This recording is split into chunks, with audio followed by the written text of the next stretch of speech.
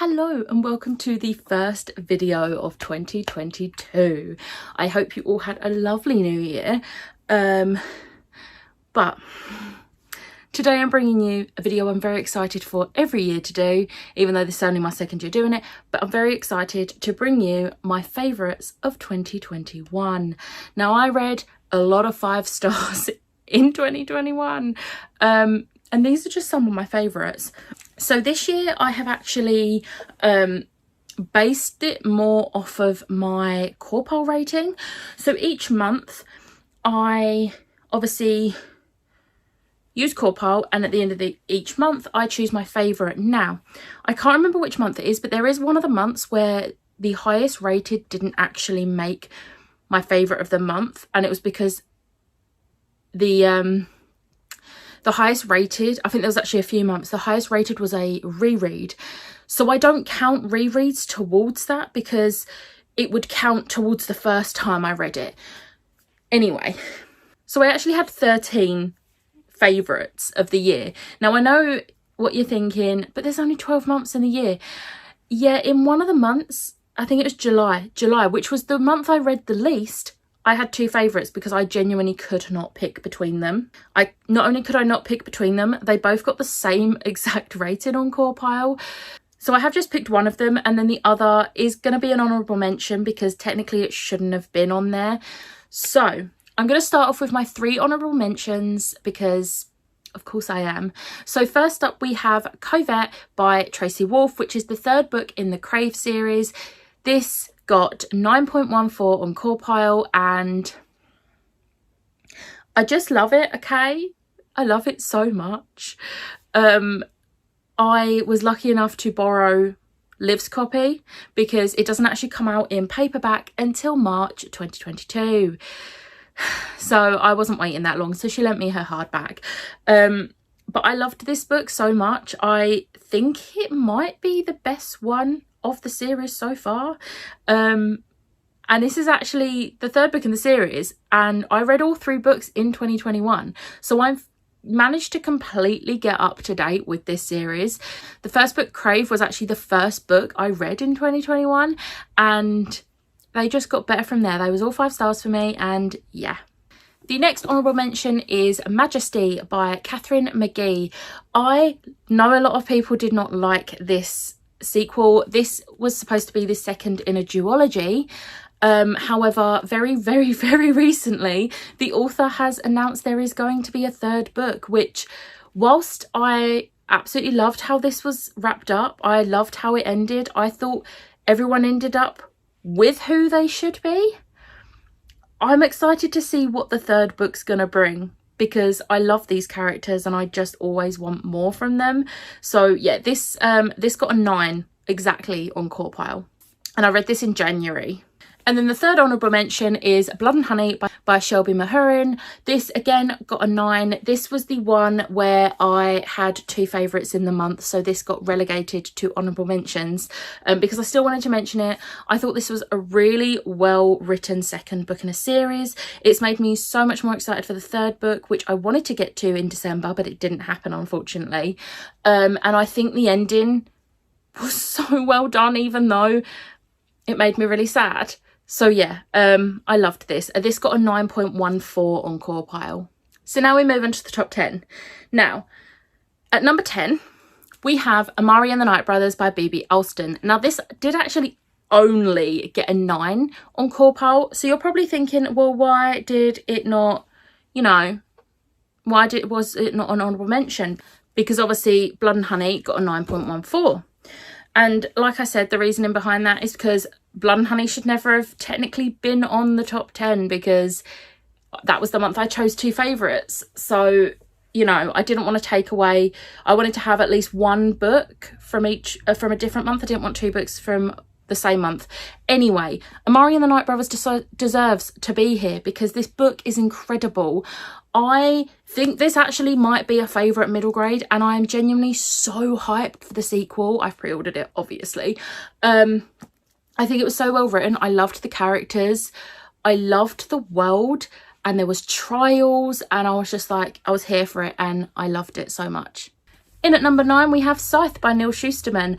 This was incredible. This got a 9.14 on Corpal, and this was my favourite book of June. I did tab a little bit.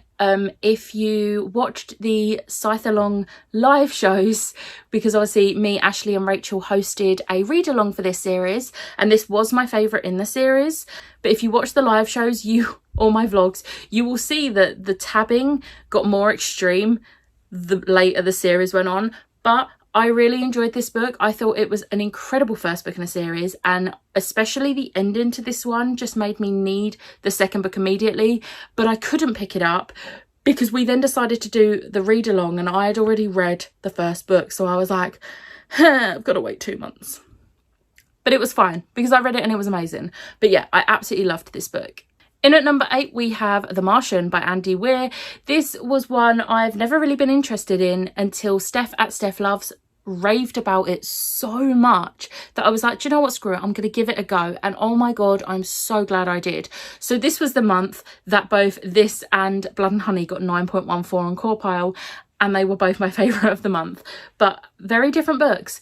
This is a sci-fi, and I still haven't watched the movie, even though I have the movie, but I really loved this book. It was so funny and I just loved the main character so much. And yeah. At number 7, we have September's favourite book, which was Once Upon a Broken Heart by Stephanie Garber.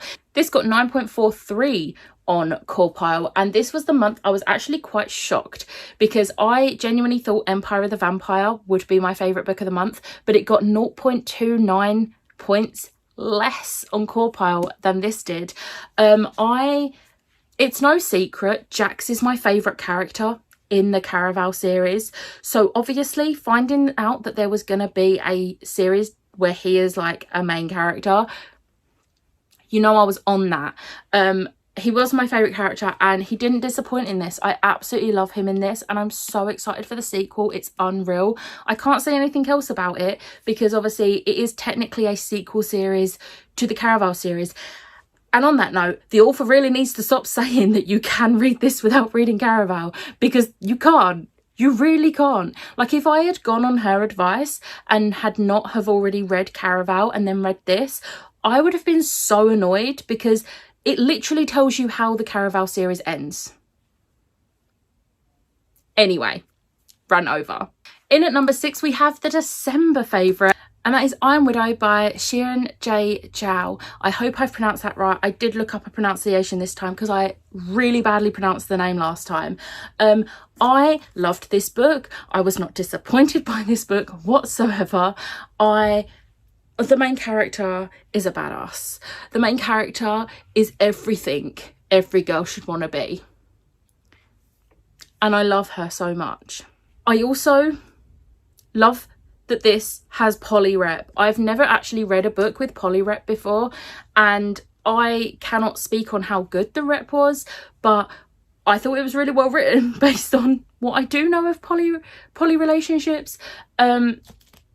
But I can speak for the bisexual rep, and the bisexual rep in this was amazing. But yeah, I absolutely loved this. This got a 9.43 on Corpal as well. I know it did get the same rating as this, but I honestly enjoyed this one more. So yeah, now we're in the top 5. So at number 5, we have Cemetery Boys by Aidan Thomas. I loved this. This was my October favourites. This got 9.57, and whilst I'm very glad I read this during spooky season, I'm so sad I didn't actually get to read it sooner because I got it after last year's spooky season.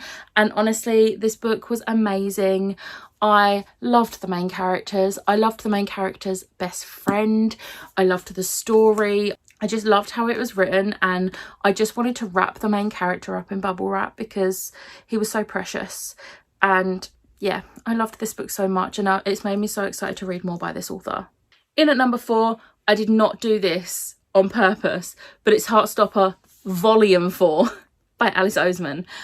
This was my May favourite, and this got a 9.57 on Corpal, same as Cemetery Boys. I loved this so much. I thought it was absolutely incredible. It made me cry so much, and it just, the way this story's going, I just want to protect these two boys forever. They deserve all the happiness and I just love them so much. In at number 3, we have my February favourite, and that is A Court of Silver Flames by Sarah J Maas. I'm actually shocked this didn't get higher, but when you see spots 1 and 2, which if you know me, you know what the first one is at least. I am not actually that shocked that this one didn't get higher when you base it off of my other 2 favourites. But I loved this. A lot of people have been crapping on this book and I don't understand why. I get a lot of people don't like Sarah J Maas and I feel like some of those people are just crapping on it because it's Sarah J Maas and not actually reading the book and enjoying the book. But this book is incredible. The mental health rep in this, I really got where Nesta was coming from with a lot of things. I mean, I know I've not been through exactly what she's been through. That'd be like, I don't even know how that would happen. But how she deals with her trauma and the fact that her trauma isn't just magically magicked away. Like, you know, healing takes time. And I thought her journey to that was just so well written. It was unreal. And the fact that Nesta had to learn to trust and, you know, Cassian didn't just give up. Cassian stuck by her and I loved their dynamic and I loved how their dynamic developed over time and and it's also introduced us to some side characters that I need more of. I also think I forgot to mention this got a 9.86 on Copper. Okay, we're into the last 2. I don't actually have my physical copy of book 2 yet because I got an e-arc of this and my pre-order is actually due for delivery today and I was gonna hold off on filming it, but I was like, no, do you know what, I need to get this filming done so I can edit it. It is If This Gets Out by Sophie Gonzalez and Cal Dartridge. And honestly, I mean, this got a 10 on Core Pile. I genuinely couldn't find anything about this book I didn't like.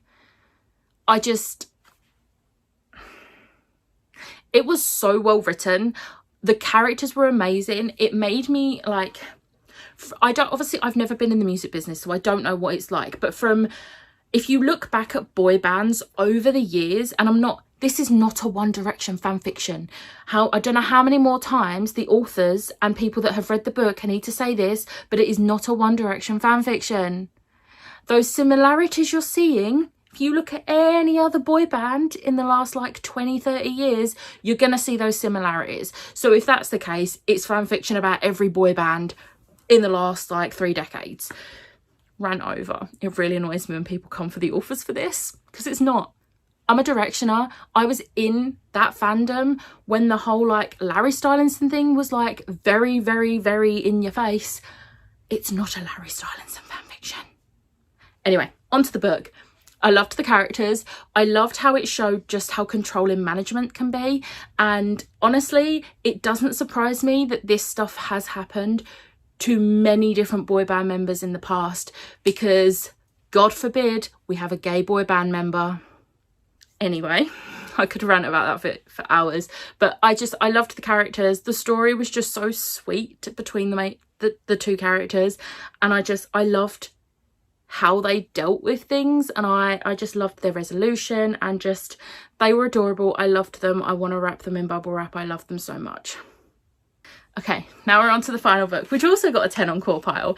And you are probably all sick of me talking about this book by now, but you know what? I'm going to talk about it a bit more. And that is The Love Hypothesis by Ali Hazelwood. This is my favourite book of the year. This is probably my favourite book of all time. I love this book so much. You should all read it. I have lost count how many people I've recommended this to. I bought 6 copies for people for Christmas, or was it 7? It might have been 7. This book was perfect. Like, I genuinely cannot fault this book. Like I said, this got a 10 on Core Pile, and whilst If This Gets Out got a 10 on Core Pile, the reason this one beat that to the top spot was because this book made me cry. Now, I'm not talking about, oh, I was sobbing at this book. I wasn't crying, it was in the book. I was crying because I loved it so much. I have never had that reaction to a book before. Like, I was at Lisa's when I finished this book at 2 a.m. and I was literally sat on her sofa sobbing at this book because I loved it so much. Like, I've never loved a book as much as I loved this. It was just so perfect. The characters were incredible. If you are an Adam Driver fan, just picture Adam Carlson as Adam Driver and it's gonna really make that story something else. This did actually start off as a Reylo fanfiction, which, if you don't know, is Rey and Kylo Ren from Star Wars. And I never got to read it as a fanfiction. I would have quite liked to read it as a fanfiction, but I'm pretty sure it's been removed from everywhere now, which is a shame because I love a bit of Reylo fanfiction. But do you know what? I still loved this so much, and I'm so glad that this author got to traditionally publish this book, because the world deserves this book. And honestly, I'm so excited for what the author's got coming next. It's amazing. And I was actually talking to Kendra about this because Kendra wasn't sure if she would like the science side because of how accurate it would be, but I looked it up and the author is actually does have a PhD in neuroscience and is now a professor, so I kind of trust that would be good scientist rep. But obviously I'm not a scientist. I don't have a PhD in anything, so I can't comment on it, but I have faith that this would be okay for people that want to read good science rep. But yeah, I love this book. I could talk about it for hours, but then I'll get into spoiler territory. But honestly, the smut in this is also amazing. Like, honestly, so good. So yeah, I'm going to stop talking about the book now because I could talk about it for hours. But that was my top 10 with 3 honourable mentions. I hope you enjoyed this video. Let me know if any of these were on your favourites of the year and whether they were or were not. Let me know in the comments below what your favourite book of the year, like all-time favourite book of the year was, because I would love to know. But I hope you enjoyed this video. If you did, hit the like button, hit the subscribe button, and I'll see you next time. Bye!